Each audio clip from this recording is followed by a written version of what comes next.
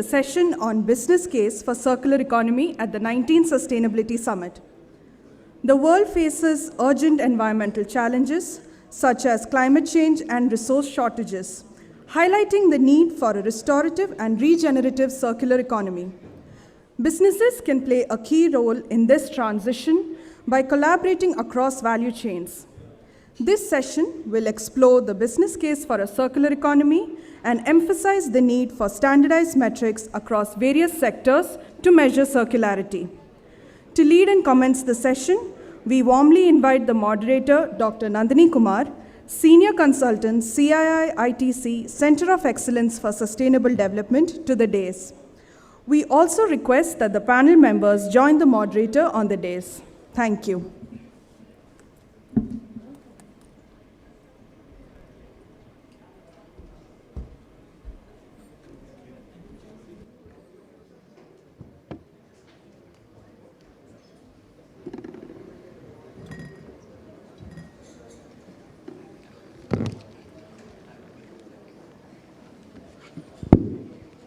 Good evening, everyone, and welcome to this session on the business case for a circular economy.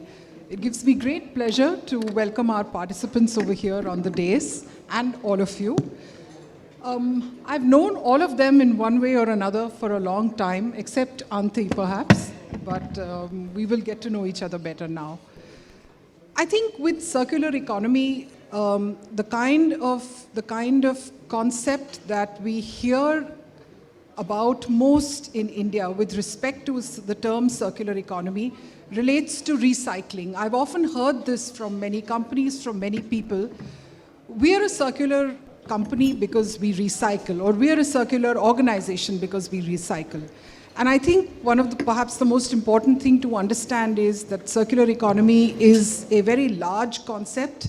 It's based on systems thinking, and just recycling is not circular economy. It's a very, very large, very all-encompassing kind of thought process.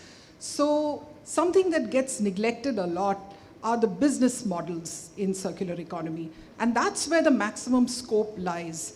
If you visit Chandni Chowk or any of the parts of Old Delhi where traditional professions persist and continue, you'll be surprised, shocked, and absolutely struck by wonder to see the number of things that can be repaired, remanufactured there.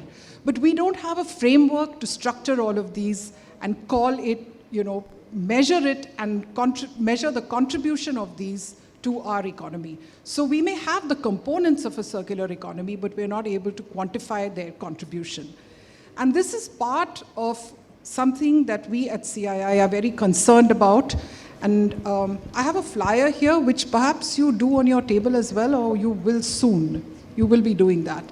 We are holding a conference on the 13th of November this year on circular economy, but we want this to be a very, very focused one on practice. So we will have companies demonstrate how they are going about measuring and practicing circular economy, as well as a little bit about standards. ISO standards are now out, and we would like to familiarize our audience with those. So please do keep this in mind.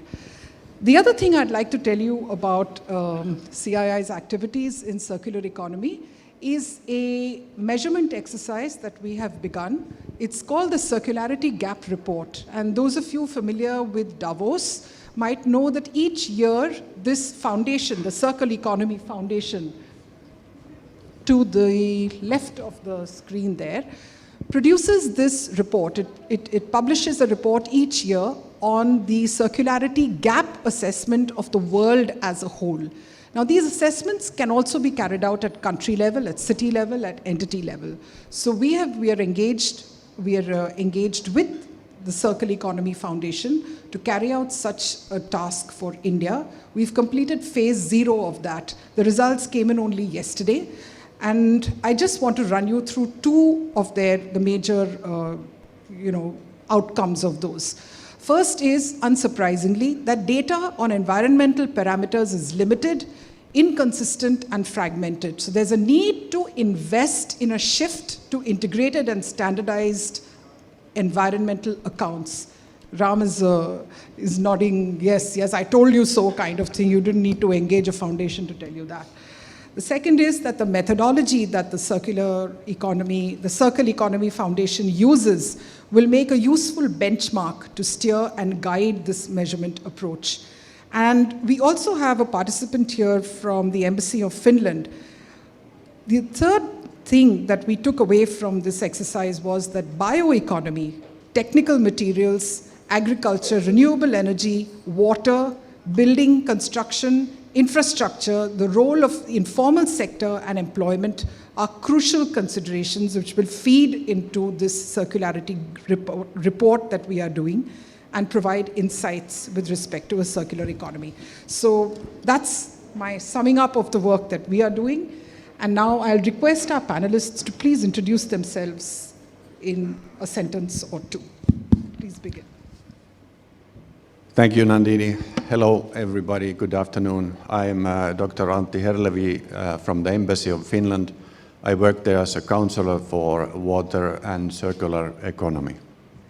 Thank you. Hi, good afternoon, everyone. Thank you, Nandini. I'm Rahul Nene. I head sustainability for a company called Huhtamaki India. It's a Finnish company, multinational in specialization in packaging. And specifically in India, we are focused on flexible packaging. Thanks. Hi, good afternoon, everyone. My name is Ram Vaidyanathan. I head environmental sustainability for the Godrej Industries group of companies. Essentially Godrej Consumer Products, Agrovet, Chemicals, Real Estate, and now recently Godrej Fund Management and Godrej Capital. Hi, and I'm Peter Skelton, and I work in RAP's international plastics team on our international partners, and I've been working with Nandini and her team for 4 years now, and setting up and supporting the India Plastics Pact. So it's great to be here again and talking about something not just plastics. So thank you. I'll begin with you, Ram. Your company operates across a large number of sectors, food, agriculture, real estate, as you just mentioned. But given your commitment, your company's commitment to sustainability, how do you integrate circular economy principles overtly or not directly even across these units, and what kind of metrics and indicators do you use to track progress? So I think what you mentioned about the overt versus covert thing is very interesting, because I actually think we almost fell into it. It wasn't a conscious effort to be circular. And I think that's where the biggest, I think, aha moment is for everybody out there looking to go more circular, is that it's just plain economic sense.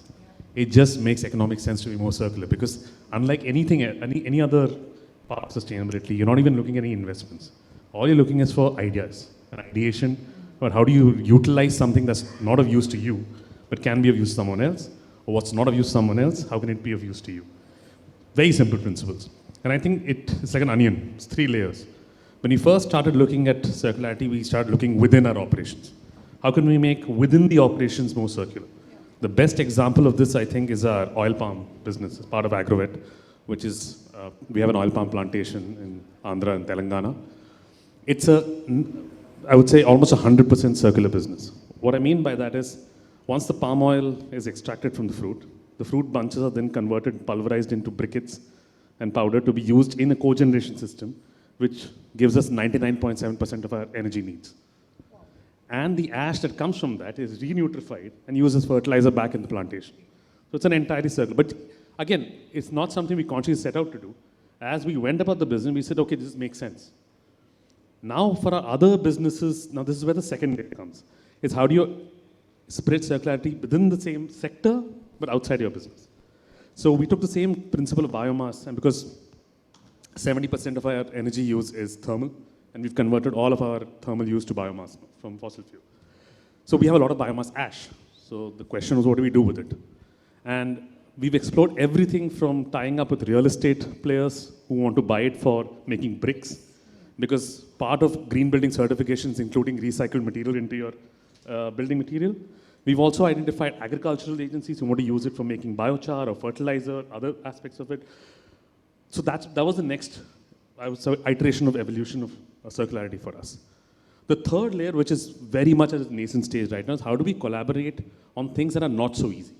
These are fairly innocuous, inert materials you're working with. But how do you start looking at circularity when it comes to things like hazardous waste? Because most companies deal with non-hazardous waste well. They find ways to, because it's not really that much of a concern. But what if you have hazardous waste streams? Instead of incinerating them, can you separate them and find economic value for them? Now, that is something we're actively looking at right now. So the big new development in that for us is the use of biologicals. Using enzymes and algae technology to really separate out organics from our effluent streams to really understand how can we create hydrocarbons on one hand and get cleaner water. And anybody who's in industry who's worked with zero liquid discharge will tell you, one of the biggest cop-outs of zero liquid discharge is saying, I'm zero liquid discharge, but I keep withdrawing water. The reason for that is that there's a mysterious line item in water called gardening use, which the recycled water all tend to all, but do you really need that much water for gardening?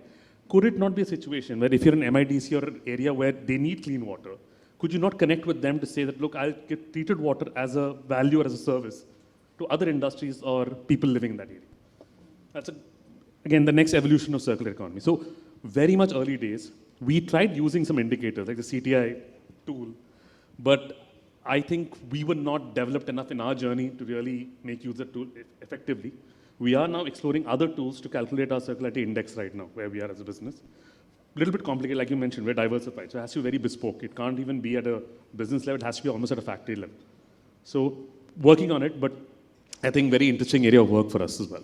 Do you think that this is something that's going to just expand? Do you think eventually entities, companies in India or elsewhere in the world will soon have to begin doing this? Absolutely, because it's the next logical step. Because the idea is to try and monetize every single asset you have. And treating your byproducts as an asset is the next logical step. Yeah. But the issue is that it's a completely unregulated, sort of an unstructured framework of selling. It's very much at a local level, you find other partners who are willing to take that off you. But there's no structured framework or a platform or a marketplace as such, where this sort of trade of circular economy can really happen. I think that merits discussion. How do we build something like that? I'll turn to you, Rahul, now. We've worked with Rahul a lot in the India Plastics Pact, which is CII's material-specific circular initiative. You're a huge packaging manufacturer. So you're focused on driving circularity, but what are the main challenges you faced, especially since you're working in India? And something like the India Plastics Pact, a voluntary business platform, how do you think that can help you? What kind of role do these voluntary business platforms play? And would you advocate their formation? Okay, interesting question. So when we talk of circular economy, and I'll stick to flexible packaging because that's what we do. The challenge is that, like in climate, there is scope 3 emissions. The challenge is there is that you don't own the emissions. Similarly, when it comes to circular economy, the entire value chain, one organization does not own it. And so when you have to successfully implement circular models, the ownership is with multiple people. And the multiple organizations working on separate links of the value chain need to come together with a common focus and do their bit to make the model successful. From our end, if I'll just go through the plastics value chain, starting with us who manufacture the packaging, right? The first we need to design the packaging for circularity. We need to make it recyclable, and not just technically recyclable, but recyclable, say in a country like India, which is recycling it mechanically, right? And we have our own challenges when it comes to collection and segregation. If you see the main plastic waste problem is the flexible packaging which is going into the environment, which is not getting recycled, which is not getting circular. So designing flexible packaging, but at the same time not losing on functionality. I'm tying back with what the minister said today. He spoke of not wasting food. Now the 1/3 of the food in the world is getting wasted, and to not let it waste, packaging plays a critical part. You cannot just replace plastic by another material and get rid of functionality. You need to give it resistance to moisture. You need to give resistance to oxygen so that the food remains fresh. So ensuring functionality but making it monomaterial so that it is recyclable in a country like India with mechanical recycling infrastructure, that's our challenge. And that's where our R&D efforts are going. Next comes our customers, which are the brands who need to take this material, but they also need to make certain changes on their production machinery to use that material in place of earlier what they were using in multi-layered packaging. So they need to take that decision, they need to take an economical decision to invest in that machinery, upgrade it to incorporate this. Once it goes, the customer or the consumer needs to ensure that it goes, I mean, that is where infrastructure also plays a part, where this material needs to be identified, segregated, and then it needs to reach a recycler. Now, traditionally, what we call in recycling in India is actually downcycling. If you go by the true definition, recycling, the recycled resin needs to go back into the same application, which is packaging manufacture. So we need high quality recycling, and the amount of infrastructure right now in the industry is not sufficient. So then we need to have infrastructure set up there, but we also need to have infrastructure to collect, segregate this waste so that they can recycle. And then again comes our part where we should be technically competent to incorporate this recycled content back into manufacturing, because that has its own technical challenges. I'll give an example. If we use recycled PE for polyethylene, you have gel formation when you blow a film. So now that is a quality issue.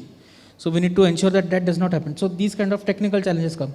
So to conclude, each chain has their own set of challenges, and organizations in each of these links need to work on those challenges and come together.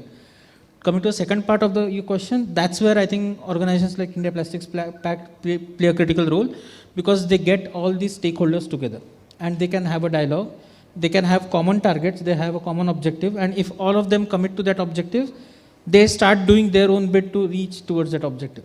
And that's where I think these forums, and that's why my personal interest also as a sustainability professional to do work. But yeah, I mean, that's where I think these partnerships, this collaboration is critical, and that is what is enabled by these associations. Thank you. I just have a sort of sub-question about fiber-based packaging. Okay. Although that is made from material which can be regenerated, bio-based materials that can be regenerated. What is the recyclability of those? I mean, Huhtamaki, I'm sure, has worked on these. Depending on the structures and local regulations. I'll give an example. So we also have a food and fiber services division. So say, for example, we supply cups to majority of the coffee brands worldwide. Now in a country like Europe, those cups with a polyethylene lining are recyclable. And so we have a huge program called as a Cup Collective in Europe, where we take accountability. It's like EPR, where we collect the cups. We have kept collection stands, and we collect the cups and we recycle them. But the same cup is banned in India under single-use plastics ban. So now we cannot use that product in India. We have to make something which is compostable. Right? So recycling goes out of the window, but then it has to comply. So the same cup that we are manufacturing with a different liner, which is not polyethylene, but which is compostable. So regulations play a critical part in all of this. And I think at the heart of this, it needs to be science. It needs to be life cycle assessments which should make this decision, ideally. Yeah, I think that's a very important part of the piece, being science-based in all of this. But Peter, the work that I'm going to ask you about is very closely tied with what Rahul has spoken about with respect to food waste. And food waste, as we all know, can happen at several points along the value chain, at production itself, which is food loss, I believe, and then what happens when it's post-consumer, which is food waste. RAP has done a lot of work on food waste, which you have been involved with for many years now. Tell us about your experience and some of the work RAP did in other countries.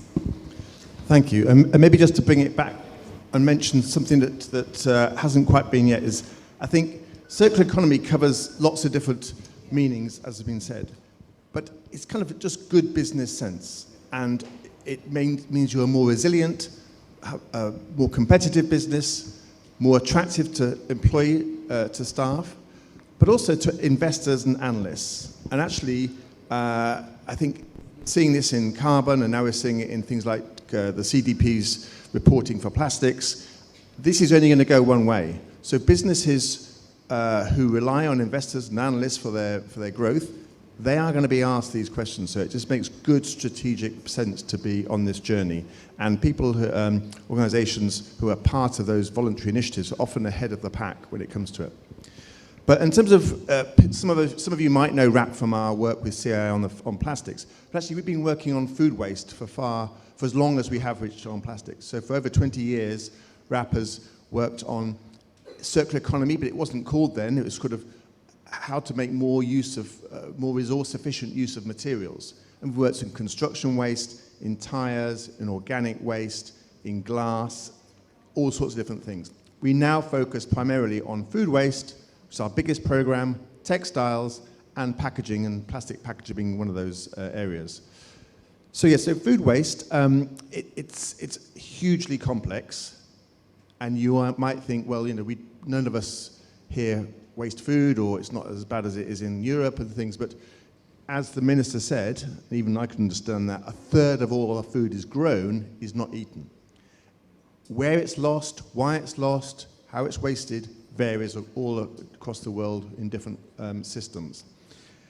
But the imperative, unlike maybe some other materials, is that we rely on water and land to actually grow that food. And with a growing population, more urbanization, more affluence, the world is coming to, you know, the realization that actually food waste, not only from a GHG and a resources point of view, from a water point of view, but from a moral point of view, wasting and not consuming a third of what farmers grow cannot be sustained. And so RAP's been on this journey for 20 years. And first of all, we had to research what were we wasting, why were we wasting it, where in the value chain were we wasting it. And that took a lot of research, expensive research, but showed up hugely invaluable results to show exactly where it was wasted. And even though people might think it's all in the stores and in restaurants and places, actually from a volume point of view, certainly in Europe and the UK, most of it is in the farm and the storage and in the processing, or it's in consumers' homes. So the case for coming on this food waste journey was there. But businesses didn't really focus on it. Consumers weren't focusing on it. Governments weren't focusing on it. So we had to make that case for making it up the business hierarchy.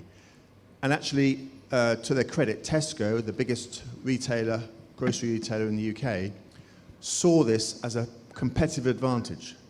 They were struggling with their shareholders, they were struggling with their suppliers, they saw food waste, and they saw it strategically to say, if we're a food business, we need food to make sales.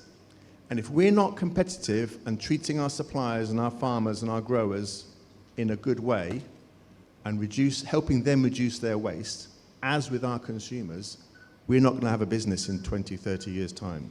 We need food to be here. And as populations and the world grows more affluent, the UK is going to be competing with food with many other countries, obviously including in India. So Tesco went on that journey. They invested in that. They appointed someone or several people as food waste managers. They were the first organization that I'm aware of anywhere in the world that had a food waste manager. Targets that were public, declarations that were public, and actually it really helped them turn that brand around, and is much stronger, and they're making very healthy profits if you're an investor in Tesco. So the question was, you know, why are we here? And actually I think we have, a bit like Plastics Pacts, we run the UK's equivalent of a food waste pact and have been doing for 20 years. We now support partners, the equivalent of as we do in India, with food waste pacts in South Africa, in Mexico, Indonesia, Australia, and soon to be in Brazil. And we would love to support organizations, initiatives, programs, CII, to have a food waste initiative in India. What it looks like, where it works on the value chain, you know, what's required, it's a big topic, but we would love to welcome opportunity to work with partners like CII, to share our insights, to learn, to collaborate with other markets such as in South Africa, Mexico, Indonesia, and actually see if we can start making an inroad in that third of food which is wasted here, which it happens all around the world.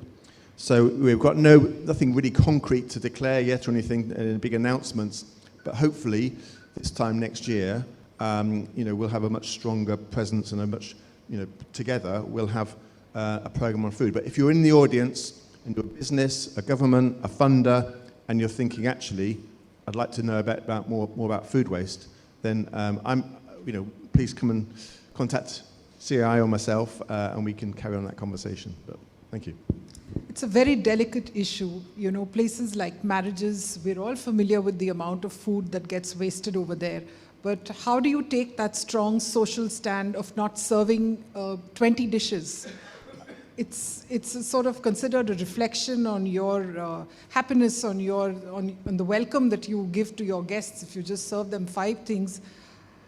So it'll take some behavioral change also along with that. Ante, you come from a country where circular economy, I think, has been practiced for a while. Certainly a lot of excellent research material, reading material comes from Finland. What do you think Indian businesses can learn from what you see of the practice of circular economy in Finland? Thank you. Yes, I would like to start with some background for this question and Nandini's comment. Finland is the first. Finland has the world's first national roadmap to circular economy. It was published in 2016, and that roadmap is rather a transition into a competitive circular economy. So it focuses more on facilitation and a little bit less on regulations. So how does it create competitive environment? It upholds best practices and models for the companies to adopt, to be adopted, and mainly businesses. So this has created a healthy competition for the companies. So this is how it creates value. This is how companies are competing with each other in the circular economy field. So it facilitates innovation in circular solutions and promotes exports, investment, and growth. And it's not only confined to the commercial sector. The guiding principle balances the economic, social, and environmental values also.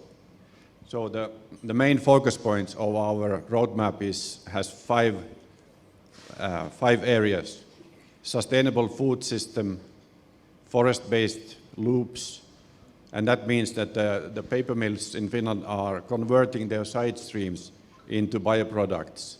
And at the moment, or in the near term, the target is to utilize 100% of all these side streams into products. And 90% of the energy used by the mills is renewable. So the forest industry in Finland is very advanced, and they are becoming like biorefineries. We have technical loops, we have transport and logistics, we have a joint national action plan, and that is building tools for the businesses, how to move towards the circular economy. And Huhtamäki is here one example of their blue loop, where the flexible packaging needs to be recyclable. Okay, now really to answer your question. This was the background. So what learnings? Product longevity is one very important learning from the Finnish industry. You all know, you all remember Nokia phones. They could be used as hammers almost. I have a couple of them still at my home that are 20-year-old. So that's longevity is one very important point. Second point is sustainable design, how we design the products. The designs which allow contractors and subcontractors to easily repair the products and doesn't need users to dispose them. And that creates services and service industry that can be utilized here in India. So there could be an exponential increase in the service sector participation when the products are sustainable and sustainably designed. Fourth point is minimum use of raw materials. That's what the Finnish companies, Finnish society is focusing on. And finally, I would like to mention that it's not just the responsibility of the companies, it's also a big part of it is responsibility of the consumers, because the demand creates a supply of sustainable products. And everybody is needed in this path and in this walk towards sustainability. Thank you. Great. That's really, circular economy ends up sounding like it's a theory of everything for everything done by everyone. But that's actually true. If you read the theory of it, it's really quite interesting. And something you mentioned, Ante, about products designed for durability. The idea being in a circular economy to reduce resource consumption and to allow as little as possible to reach a landfill or be waste in any form. You also mentioned skills being needed for things like the new business models that a circular economy requires: repair, refurbishment, remanufacture. And that's where I'm going to ask you, Rahul, because we have a large population in India of informal workers, and one doesn't need a PhD degree to be repairing something, jobs that we need, a fridge to be repaired, a car to be repaired. Does Huhtamaki engage with informal waste workers in any way in your packaging work? Yeah, sure. I think, the informal sector which is engaged in waste collection, I think it's the most underrated but one of the most important links in today's, the plastics value chain, at least in India. And unfortunately, many times forgotten as well. Because we speak for example, thanks to NGOs who are working with them, but maybe 5 years down the line, they were not even represented in conferences, for example. So it's improving, but for sure it's a critical part. So from our end, what we have about a couple of projects through which we are engaging with them. So in Maharashtra, we have something called the Huhtamaki Foundation, where we have established a multi-layered packaging recycling plant. Like I said, when I say recycling, actually downcycling, to be honest.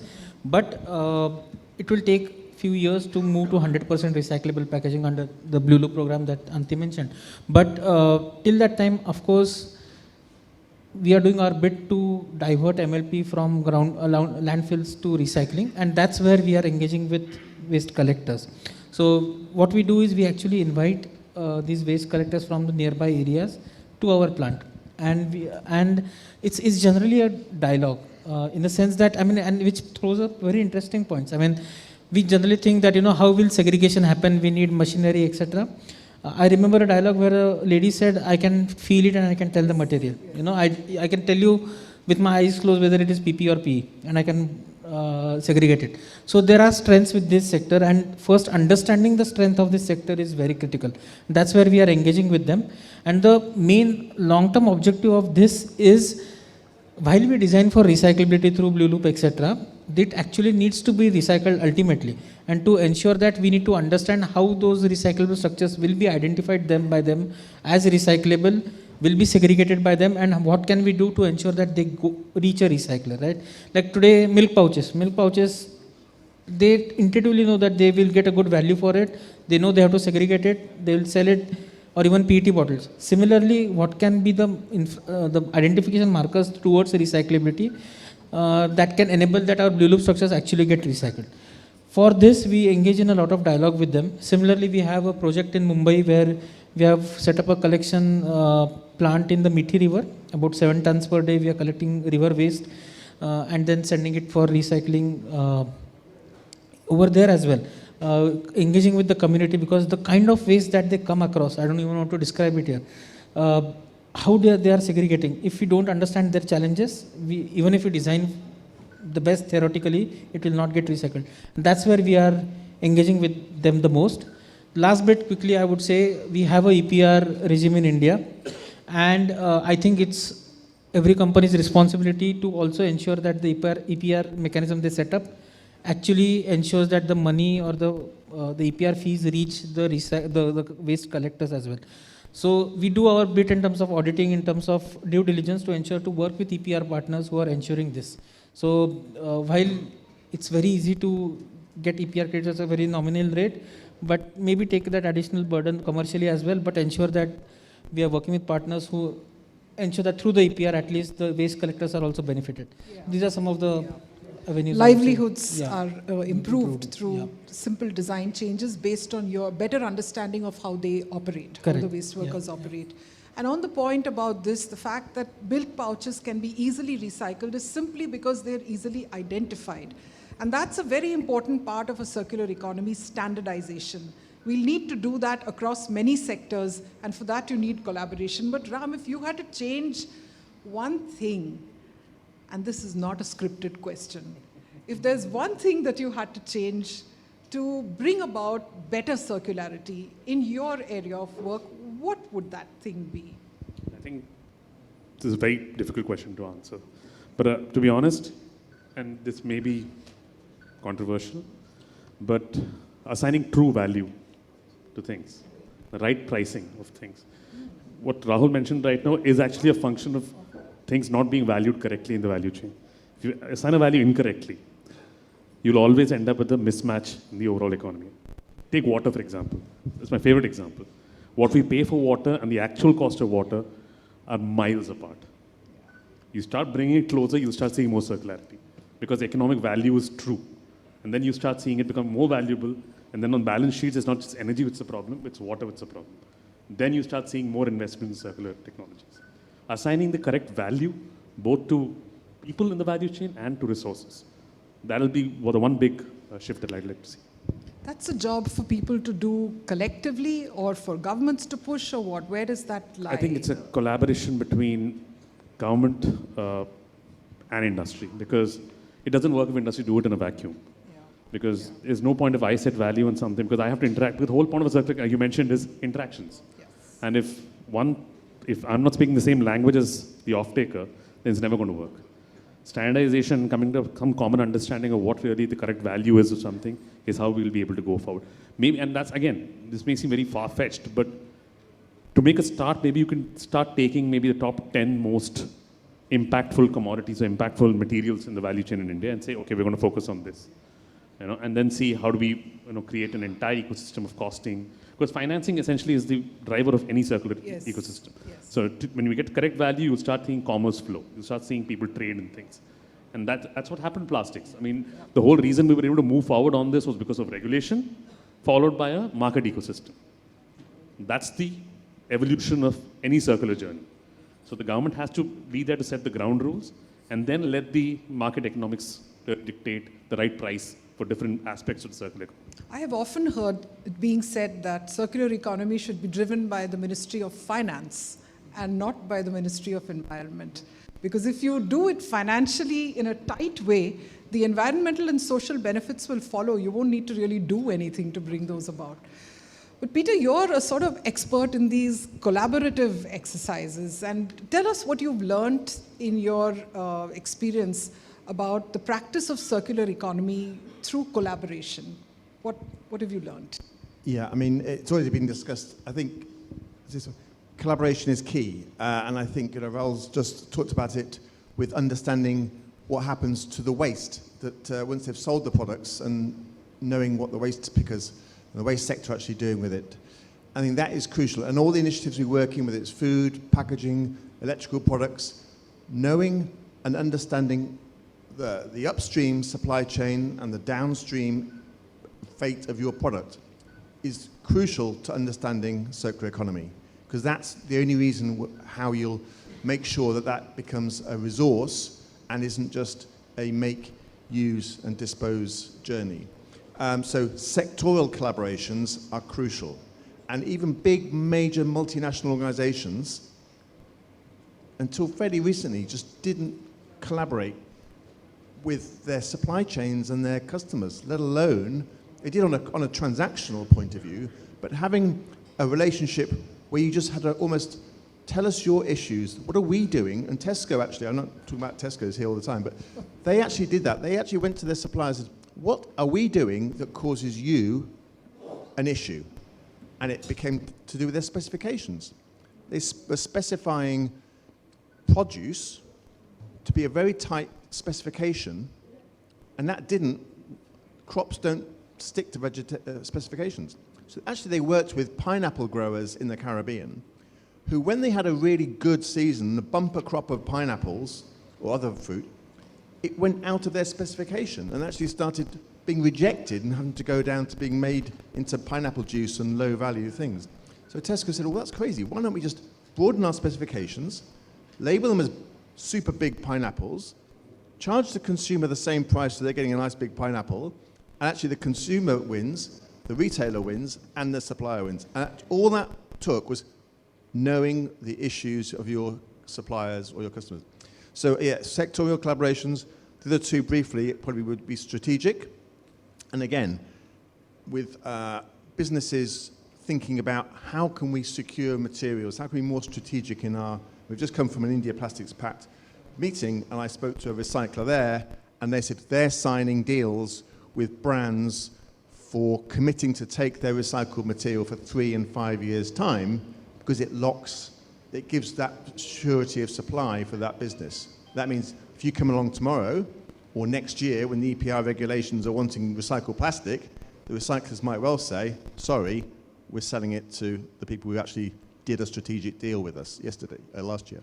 And lastly, I think for innovation, all these businesses and organizations here will do it, but innovating with innovators, academics, globally, startups, that's how collaborations help unlock circular economy, because no one's got all the solutions and we need to collaborate to find those solutions.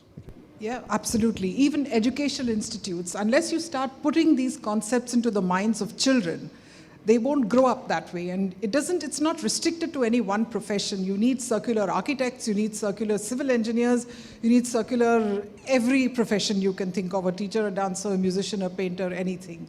So I sometimes worry about this collaborative aspect, and I'm going to ask you one by one to tell me what you think about it.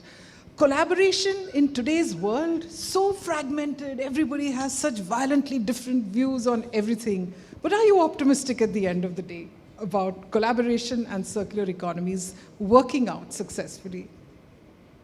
Are you optimistic about it? Yes, Auntie. Sorry, I didn't mention your name. Sorry, yes.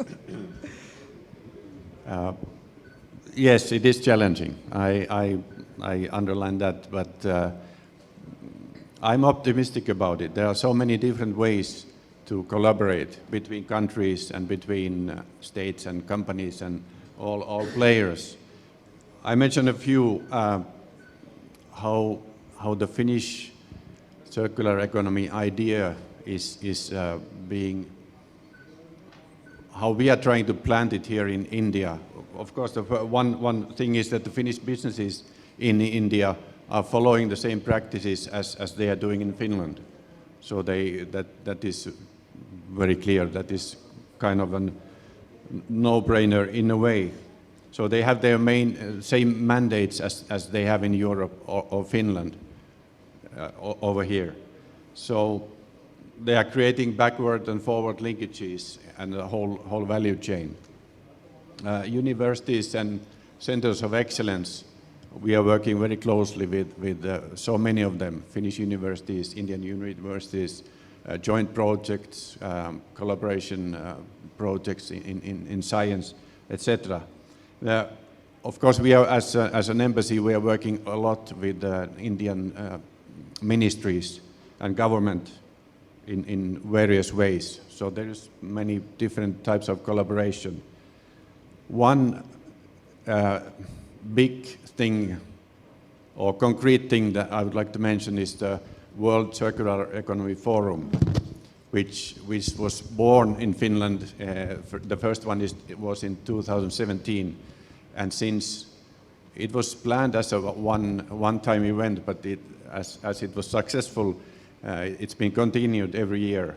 So this year it was in Brussels. Last year it was in Helsinki, Finland again. Next year it will be in Brazil.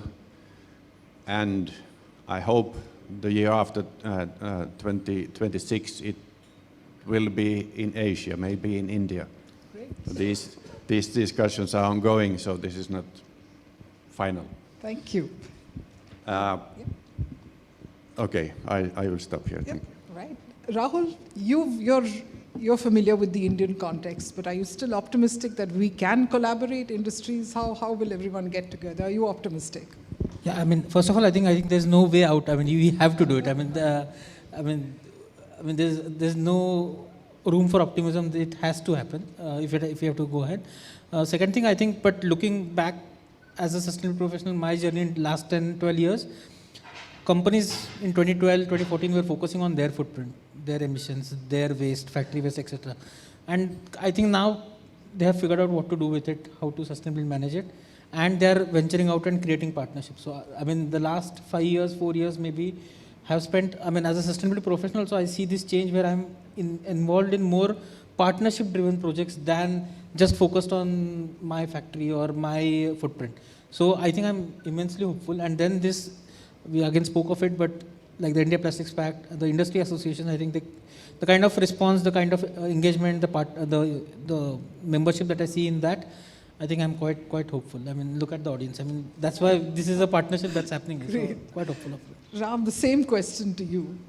See, Collaboration. fundamentally, I'm in a role that I'm privileged to be in a role where across the industry, all my so-called competitors are actually collaborators, because it's one place where all of us really don't have any vested interest when we discuss any of these ideas, because we're all trying to solve the same problem. The other interesting aspect of circularity, at least, is that there really is, like he said, it's a no-brainer, because the only principle in literally win-win-win-win for everyone. That's the entire principle of circularity. So I would go one step beyond saying collaboration, and I think we should start talking about co-creation of value. And that's the real focus. So collaboration is broad. Could be exchanging notes. But I think co-creation of value with all stakeholders in the value chain, I think that's what we should be focusing on.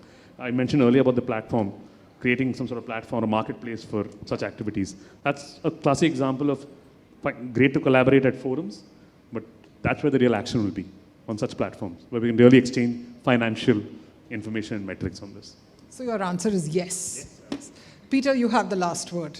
My answer is also yes, and I think maybe just bring it to the context of where we are today, and this is the third year of the India Plastics Pact since launch. I was here 2 years ago on the first year summit, and I think it's fair to say that when we first started working with businesses in India, you know, the concept of collaborating with your competitors, with your peers, wasn't that easy. It wasn't that sort of, people weren't used to it. And that was the same in UK and other countries where we first started working on this voluntary agreement model. But just coming out of the session we had today, I thought the energy, the openness of conversation, the discussions between competitors and suppliers was at another level. So I think I'm very optimistic, and so hopefully it'll grow and even become even stronger and deeper in coming years. So yeah, I think we have to be optimistic. There's no other way, as Will said. Yeah. Thank you, Auntie. Thank you, Rahul. Thank you, Ram. And thank you, Peter. Thank you, everyone, for your patient listening.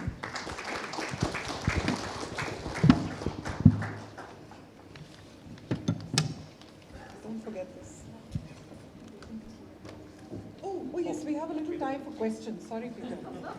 I should have. Sorry, we marched off very quickly. Happy for some questions. Will somebody do that? The lights are really bright. Yeah, if you could dim the lights a little bit. So maybe you could please just tell us which organization you're from and who you would like to address the question to. Hello, ma'am. Thank you for giving me a chance to ask you my question, first of all. I'm from a tech business company, Advantage Solution, coming from Chandigarh all the way. My question is open for everyone.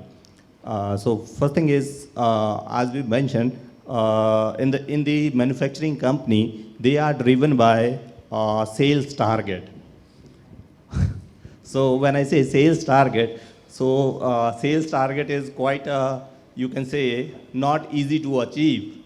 So they intentionally forced to build the thing that is supposed to not work after the warranty period.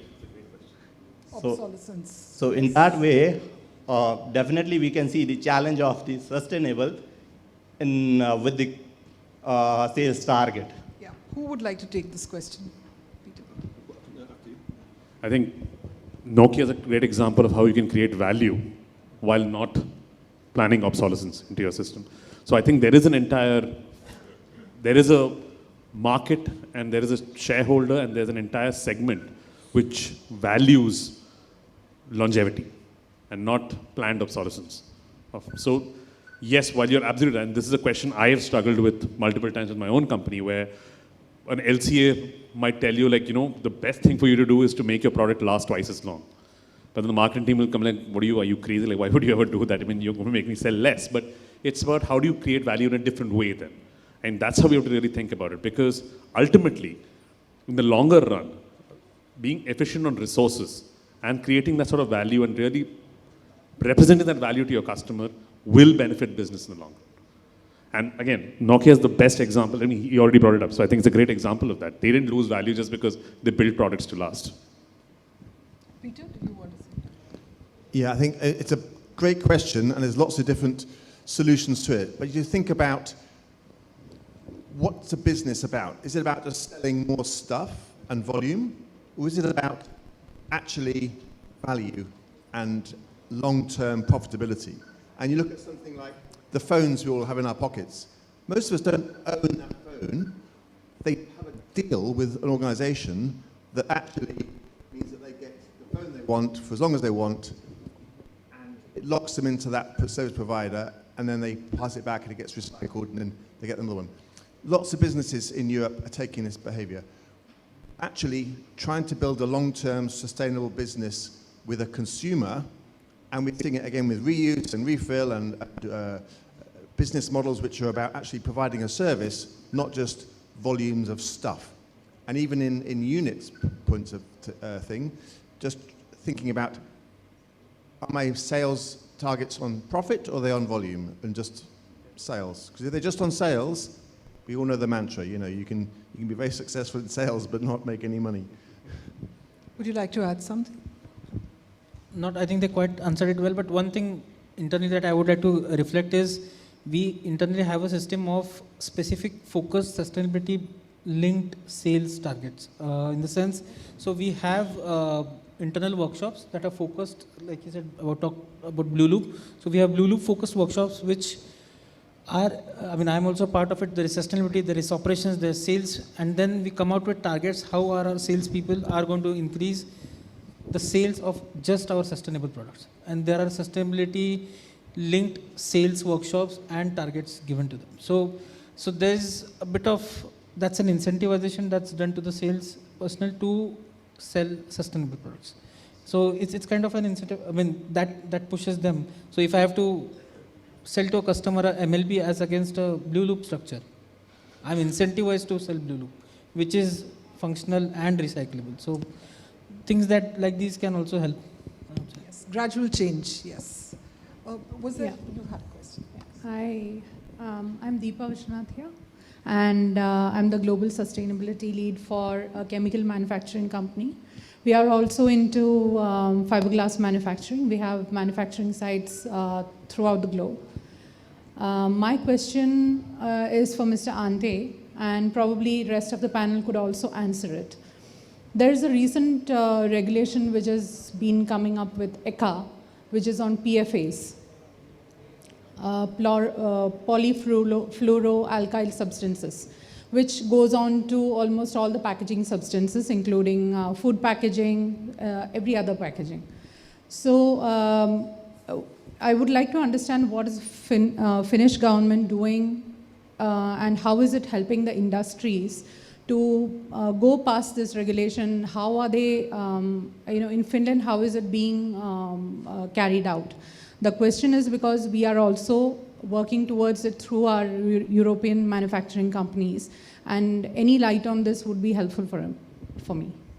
This is not directly circular economy related, It but on also PFAS. goes into Yeah, circularity I because, understand. as Mr. Ante said, it's about, he also told about water. So PFAS go into water. Yeah, and So- it's garbage in, garbage out. Yes. So- It is a good question, but I'm afraid I'm not able to answer it just like this. I can look into it. I don't know if Rahul, you have anything. Quickly answering, I think PFAS they have banned and they are phasing out, and R&D teams need to work. It's more toward the food and fiber services division that we have that is more relevant to them than the flexible packaging. From what I know of them, there's a clear dictate to phase them out, and then R&D efforts to kind of find replacements. So I'm not a technical R&D person to answer this, but what I can do for you is I can connect you with the R&D team who is working on this from our company, who might be better able to address what's the roadmap towards this. That I can do. Would you like to add anything? No? Did you raise your hand earlier though? Well, so maybe you... Oh, she's got the mic, right. Then it's you, Rekha. Thank you so much for the interesting panel discussion. I am Rekha Jain from UNIDO. UNIDO is a specialized agency of United Nations with a mandate of inclusive and sustainable industrial development. So my question is to all the panelists, any one of you, what role can technology like AI or IoT can play in enabling circular economy? Peter, would you like to take that, or Ram? Or... That's a tough question. I'm not a technical expert at all. I mean, I think, I don't know what is happening here that isn't happening elsewhere. There's a lot of advances in things like recycling technology, using AI and robotics, which is happening all over the world. But obviously India, with your technical expertise in many sectors, will be very well placed. So I don't know. I mean, I think what probably, again, in the spirit of collaboration, is actually the power of sharing those solutions. And the Plastics Pact in India is part of a network of 13 other plastics pacts. And through that network, we're able to share what's happening in India or South Africa or US that others can know about. So I think it's not about maybe keeping the technology just for solutions in India, but actually let's share the best practices globally to find the best solutions. But yeah, I'm sure the ingenuity and entrepreneurship of Indian businesses will be hugely impactful for any sector that you're looking at. I think one of the big areas that I can immediately see is I'm drawing parallels to commodities and sourcing of commodities, similar to circular economy. It's complex value chain. Traceability is one area where AI and blockchain can play a huge role, because traceability is absolutely essential to make sure there are no leakages in the circular economy. There's no leakages in the system, to make sure whatever data we're getting across the value chain is accurate. So I think that's, the immediate value proposition. We just quickly add, from a packaging point of view, two quick things that come to mind. One is standardization of inks, where the kind of mixture of inks that we use to finally come out with a shade, that can be definitely digitally be made efficient. Second is after post-consumer segregation of waste. I think there are new exciting technologies coming in, segregation of waste and materials based on technology. Third, I think Abraham said, which is traceability of material. And collectively putting all of this together, I think AI can play a significant role in life cycle assessments, product life cycle assessments, and getting that data together and simplifying the process and making it more user-friendly. I think these are four quick thoughts I feel where technology can play a part. Does that address your question, Rekha? Yes, please go ahead. I'm Rudolph D'Souza. I'm in the area of knowledge management and sustainability. My question is to Peter. What role does behavior change do? Because he did start to allude to it, but then he paused when he talked about UK food packs. I'd like to know a little bit more about that. Yeah, it's a great question. And I could fill a whole session with behavior change. So again, I mean, to make anything circular, you need the user to be part of that journey, whether it's a business user or a consumer, citizen.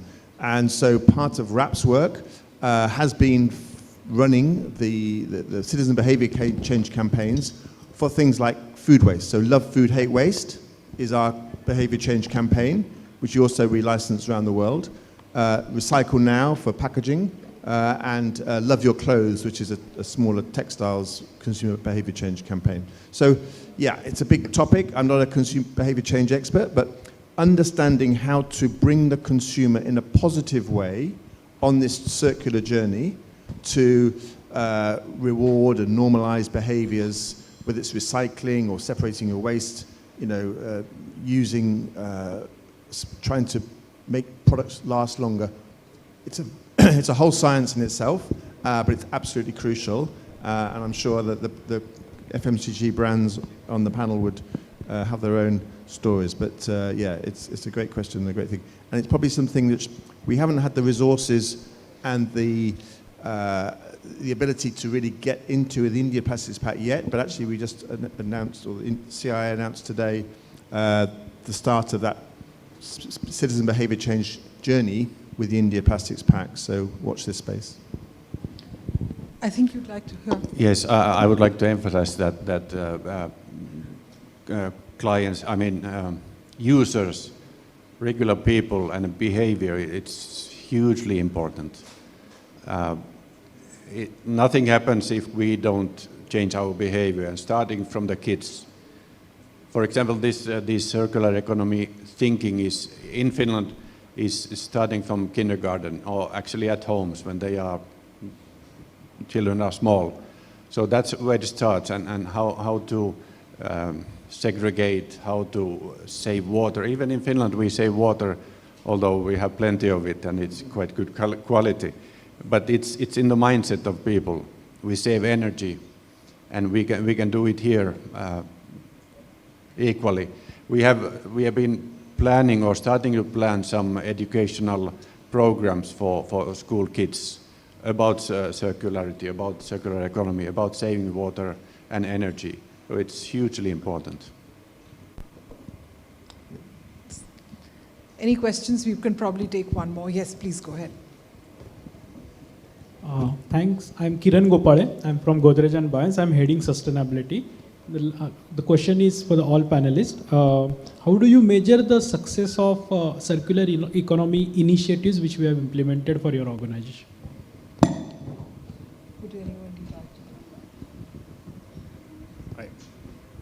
I think one of the things I mentioned earlier was there are tools to measure your circularity index as such. But a very simple measure is really resource utilization. Yep. What percentage of your resources, both byproducts and products, and your raw material, are you effectively utilizing? Increase the efficiency of those and just see the percentage utilization. That's a very basic, simple way to do it. Circularity index really comes into picture when you start looking at cross-sector and cross-industry economies. Within your operations, resource allocation, resource utilization is the best way to do it. Yeah, material throughput. Basically, you would start with that and then get more finer and finer. It's rather like scope 1, scope 2, and scope 3. It's sort of that sort of thing. Nini, does that add? That's a really good question, and part of, I think, being able to measure and report from a business level and a sector level, again, that's embedded in what needs to be done. I think it also goes back to the question about behavior change. Are the behaviors actually just changing and becoming, as Annika said, business as usual? Actually, it's not circular economy, it's just, we do things in a smart way, turning the water tap off, turn the light off, making our clothes last longer. When we finish with them, we don't throw them away, we pass them on. So I think it's behavior change in a normalizing circular living, as we call it at RAP. And that, I think, is how you measure it, when it just becomes how you live your life. Just to add to that, one other very interesting aspect of it is how it eventually sits in the DNA of your new product development. When you're building an NPD framework, do circular metrics really have a say in that? For example, are you designing for sustainability? Once that question starts, when you start building because it's very difficult sometimes your existing portfolio products to really make them circular. But at least for the future portfolio product, you can build this from the design, conception, formulation stage itself. Thank you very much. Oh, no, one last question. Oh, 2 questions. Do we have time, Ardra? 5 minutes, if you can ask a quick question. Yeah, we can't see anything. Hello. Yeah, there was a brief touch on the topic of traceability. So there I have one question. What does everybody mean by traceability? Because too much traceability, or till what level of traceability is expected? Plus now everybody is building their own different traceability requirements and softwares. But understand that ultimately who is going to provide you those traceability? The people who are at the lower rung, right? So suppose the aggregators. Now everybody asking them to, hop into their own several portals. They have to comply with several different requirements of several different brands.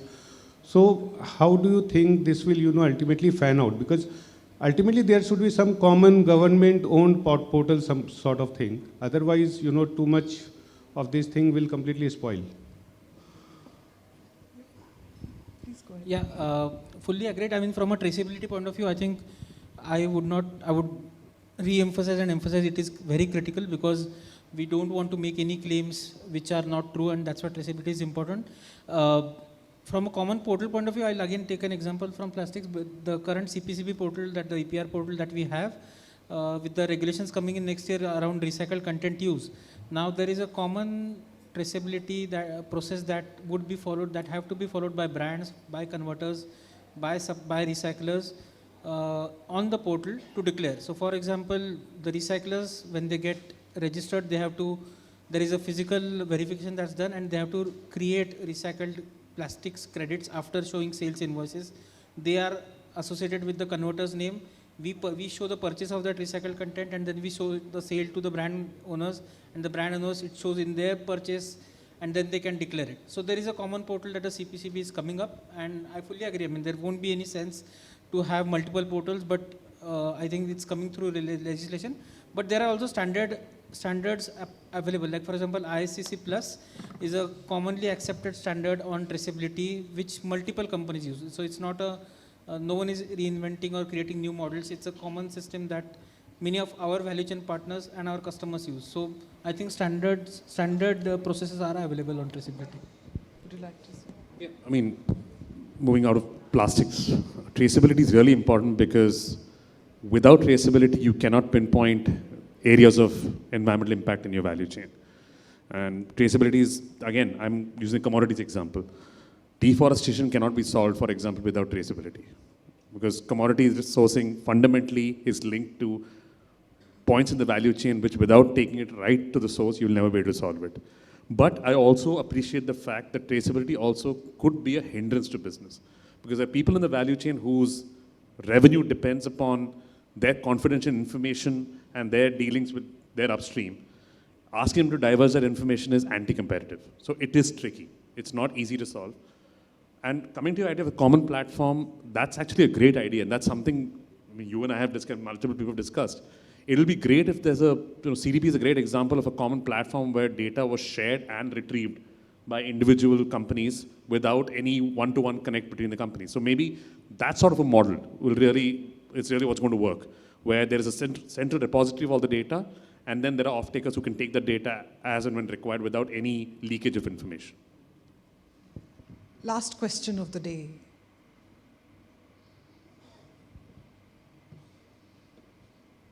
Yeah, good evening. My name is Indranil Basu. I am here I represent Texmaco Rail and Engineering. I look after their ESG risk and their brand business. It's a B2B business. We're the largest manufacturer of railway wagons. It's a great business because we make wagons, they run for 20, 30 years, go to scrap, melt them, make it again. It's quite circular in terms of what we are talking about. We have been hearing about laws, bylaws, traceability and stuff. I just want to ask that brands who spend billions of dollars in advertising their products, driving consumer behavior, shouldn't they be parallelly responsible to drive recyclability and sustainability? Simple examples like disposable blades, cartridges, inkjet cartridges. They sell around millions every day in India. Shouldn't there be some kind of a law or some kind of a diktat that when you produce stuff like that, which is not easy to dispose, and there is a method, batteries for example, shouldn't brands be equally responsible for disposal? I don't think any of the brands here will disagree with you. Yeah, please address that. They should, and they are. I mean, the EPR regulation is precisely that. It's making brands responsible for what they put out there, and batteries is the latest part of EPR. So we're getting more and more to a domain where not only are you cognizant of your responsibility, you're made to take action and spend money on solving the problem. So absolutely, I completely agree to your point. I mean, brands should be responsible, and they are being held responsible. In fact, I would say in India, there are some of the most stringent regulations on brands in terms of collection of their products. But I'd just like to address one aspect of it which also needs to be understood. While it's great to have this responsibility on brands, but also understand that many products in India also serve a social need. And putting too much pressure on removing such products from the value chain actually may impact a weaker section of society which depends on those products. I mean, how insecticides is a great example. Now, it'll be great to say, oh, you know what, you shouldn't sell something in small formats because it's bad for the environment. But at 1 rupee a night, if you can help somebody avoid dengue or malaria, that's a social cost of doing that business. So it's a very nuanced argument. I fully appreciate brands are trying to do all they can about it, and the regulations, of course, are playing their part in making brands do more on this. I mean, just echoing, I mean, like you said, I mean, the EPR regime is designed for holding brands responsible, and it started with plastics, but now there are about 11 streams where they are going to work.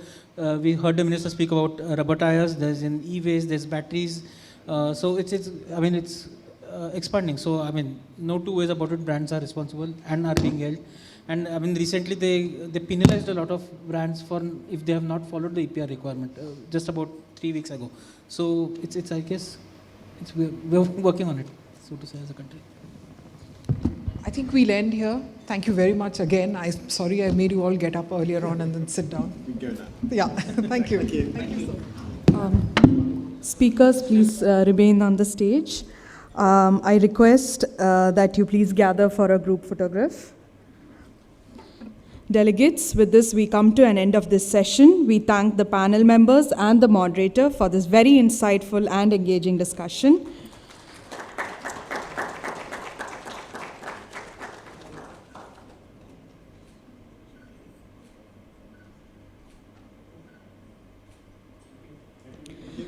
I request all delegates to please move to Sovereign 1 for last session of the day, Building Sustainable and Resilient Value Chains.